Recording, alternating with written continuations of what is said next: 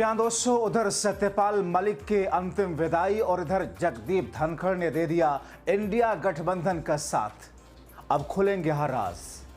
बहुत स्वागत है आप सभी का। आप देख रहे हैं द राजनीति का विशेष सेगमेंट खबर और विश्लेषण। मैं हूं जबार खान। दोस्तों, उपराष्ट्रपति पद से इस्तीफा दिनों के इतने बाद अचानक इंडिया गठबंधन के साथ जगदीप धनखड़ कैसे आ गए? एक तरफ जब पूर्व राज्यपाल सत्यपाल मलिक की विदाई हो रही थी तो दूसरी तरफ जगदीप धनखड़ इंडिया गठबंधन के साथ में नजर आए।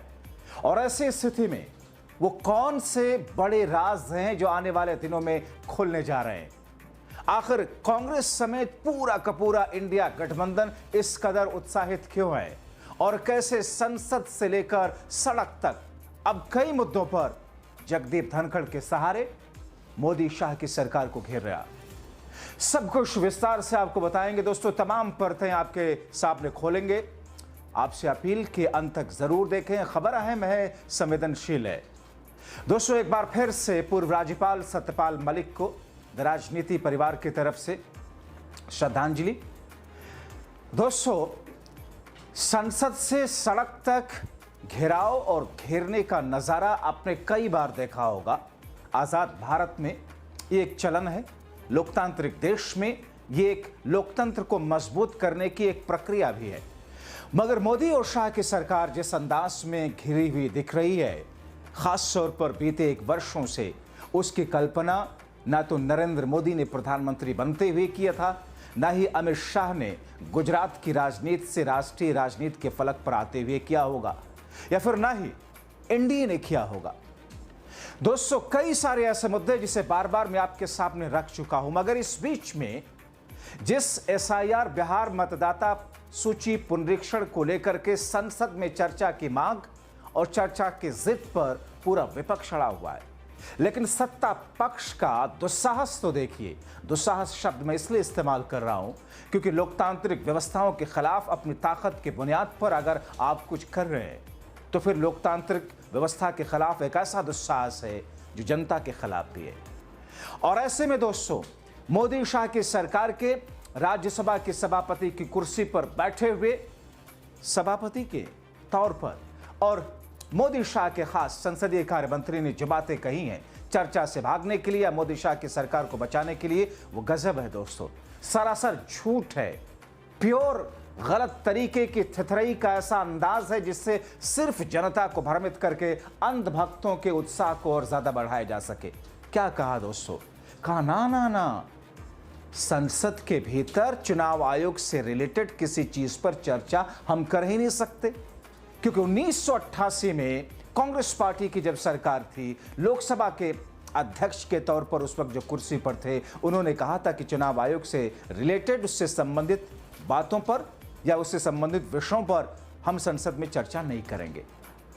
अब सोचिए, 1988 के बात को लेकर के मौजूदा वक्त की मोदी शाह की सरकार बीजेपी के आला कमान के इशारे पर राज्यसभा की कुर्सी पर बैठ करके एक गलत नजीर पेश कर रहे हैं, और वो भूल जाते हैं कि महज 1.5 साल पहले इसी मोदी शाह की सरकार के राज्यसभा के सभापति जगदीप धनखड़ थे। जगदीप धनखड़ का कोटेशन क्या था? 2023 21 जुलाई का कोटेशन उनका यह था, वो बयान था जब विपक्ष उस वक्त भी हंगामा कर रहा था कि साहब हम करेंगे चर्चा। इस प्लैनेट मतलब इस ग्रह का कोई ऐसा टॉपिक नहीं है जिस पर हम इस सदन में चर्चा नहीं कर सकते, सिवाय एक चीज के, जिसमें जजेस के आचार से जुड़ा हुआ, उनके हटाए जाने के प्रक्रिया को लेकर के, वो भी जब वो प्रक्रिया लंबित हो बाहर कोर्ट में, जांच एजेंसियों में, उस वक्त हम नहीं कर सकते कंडीशनली। बाकी दुनिया की हर चीज को हम चर्चा में ला सकते। किसने कहा? पूर्व उपराष्ट्रपति, राज्यसभा के पूर्व सभापति जगदीप धनखड़ ने। मगर भारतीय जनता पार्टी की मोदी सरकार इसे किस तौर पर खारिज कर रही है? यानी कि जगदीप धनखड़ से इतनी नफरत हो गई कि अब उनके इस बयान को भी नजरअंदाज करने की कोशिश कर रही है। मैं पूछना चाहता हूं इस सरकार से कि क्या 1988 के उस वक्त के लोकसभा के अध्यक्ष, भाई राज्यसभा के नहीं, क्योंकि आपकी सरकार की तरफ से बातें तो राज्यसभा के सभापति की तरफ से की जा रही है, 1988 के उस लोकसभा अध्यक्ष के एक बयान को दलील मान करके आप ये कर रहे हैं। अपनी सरकार में, अपनी सभापति की तरफ से कही गई बातों को नहीं। इसीलिए दोस्तों, जब राहुल की सेना के कमांडर ने मोदी शाह समेत मोदी सरकार में मंत्रियों, सांसदों, संसदीय कार्य मंत्री और खास तौर पर राज्यसभा के सभापति की कुर्सी पर बैठे पीठासीन को आना दिखाते हुए कलई खोली तो हर कोई हैरान रह गया। खड़गे ने एक एक लाइन पढ़ करके कोट इन कोट जिसकी पोल खोलते हुए कहा कि 2023 में 1.5 साल पहले मोदी सरकार में ही आपके सदन के सभापति ने क्या कहा था, और आप बात करते हैं 1988 की। 21 जुलाई 2023 चेयरमैन साहब उस वक्त हमारे धनखड़ साहब थे, उन्होंने ये कहा था कि आज के कल के जो आप रूलिंग्स अगर देखें और जो चेयरमैन साहब ने रूलिंग दी कि ऐसी कोई चर्चा इलेक्शन कमीशन पे नहीं कर सकते, SIR पे नहीं कर सकते। तो यही बात इनके प्रेडिसेसर ने ये कहा कि भाई under the sun everything can be discussed, और उन्होंने ये ओपनली कहा कि this house is entitled to discuss everything under the planet. ये उन्हीं का है।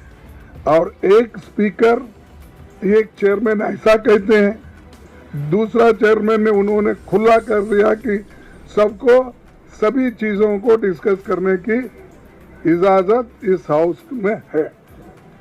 और चेयरमैन के इस रूलिंग को कोई ऐसा मुद्दा नहीं जिस पर संसद में चर्चा नहीं हुई, तो हर मुद्दे पे चर्चा हुई है, तो इसीलिए इस मुद्दे पे चर्चा कर सकते हैं। इसलिए हम सभी डिमांड कर रहे हैं कि चर्चा को हमको अपॉर्चुनिटी। दोस्तों, सवाल ये है कि आप 1988 में दिए गए लोकसभा स्पीकर के बयान को दलील बनाकर के संसद में बिहार मतदाता सूची पुनरीक्षण पर धांधली पर चर्चा से भागेंगे, या फिर 2023 में आपकी ही सरकार की, आपके ही राज्यसभा के सभापति की रूलिंग को मानेंगे? मगर आप नहीं मान रहे। दोस्तों, यही अंदाज इस सरकार का जो हर हाल में अपने ही तरीके से अपनी मनमानी करने की कोशिश करती है, चाहे वो देश हित में हो या फिर ना हो, जनता हित में हो या फिर ना हो। दोस्तों, कोई ना कोई डर, खौफ या फिर कथित चोरी पकड़े जाने के डर से जिस कारण चर्चा से भागने के लिए एड़ी से चोटी का जोर लगाया जा रहा है। सुनिए, एक दूसरे महाराज हैं, माननीय किरण रिजिजू, जिन्हें माननीय मोदी शाह साहब ने संसदीय कार्य मंत्री भी बना रखा है। उनका यह अंदाज तो देख लीजिए, किस तरीके से संसद के भीतर लोकतंत्र के मंदिर कहे जाने वाली जगह में जाकर के अपने अंधभक्तों को खुश करने के लिए किस अंदाज में गलत बयानी करते हुए, गलत तथ्यों के आधार पर, तर्कों के आधार पर गलत तरीके से नया नैरेटिव सेट करते हुए अपने कथित तानाशाही को मजबूत करने की कोशिश कर रहे हैं। Chairperson madam, I would like to also mention and submit that the issue relates to the functions and responsibilities entrusted to the Election Commission of India, which is an autonomous body. In the past, it has been clearly established in this House itself that matters falling under the domain of the Election Commission of India cannot be discussed in this House. On 14 December 1988, when a member tried to raise issue pertaining to the functioning of the Election Commission of India, the then Lok Sabha Speaker, Sri Balram Jakarji, had ruled in the following words, I quote, Mr. to the member, you know that I cannot comment upon the actions and decisions of the Election Commission, which is an autonomous body, nor can they do it. You have to change the Constitution. I cannot allow, I cannot break the rules, unquote.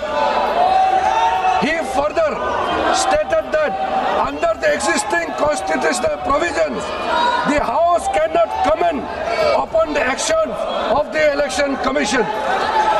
Chairperson Madam, moreover, Rule 352 Subclause 5 rules of procedure and conduct of business in Lok Sabha clearly says that it is not permitted to reflect upon the conduct of persons in high authority in general discussions. Therefore, Chairperson Madam, the rules are very clear. The House cannot have a discussion on the working of an autonomous body like the Election Commission. तो फिर ऐसे में सवाल ये कि हंगामा संसद में जारी है, गतिरोध जारी है, विपक्ष अड़ा हुआ है कि मांग कीजिए, सत्ता पक्ष अड़ा हुआ कि साहब नहीं मांग करेंगे, मगर सत्ता पक्ष पुराने जमाने की चीजों को खोद के लाकर जो मिसाल के तौर पर नजीर बनाने की कोशिश कर रहा है, उसमें तो खुद ही फंस जा रहा है। अब आप तय कीजिए, असलियत है क्या? आप तय कीजिए, आखिर सरकार चाहती क्या है? आप तय कीजिए, देश जा कहां रहा है? आप तय कीजिए, होना क्या चाहिए? बहुत शुक्रिया।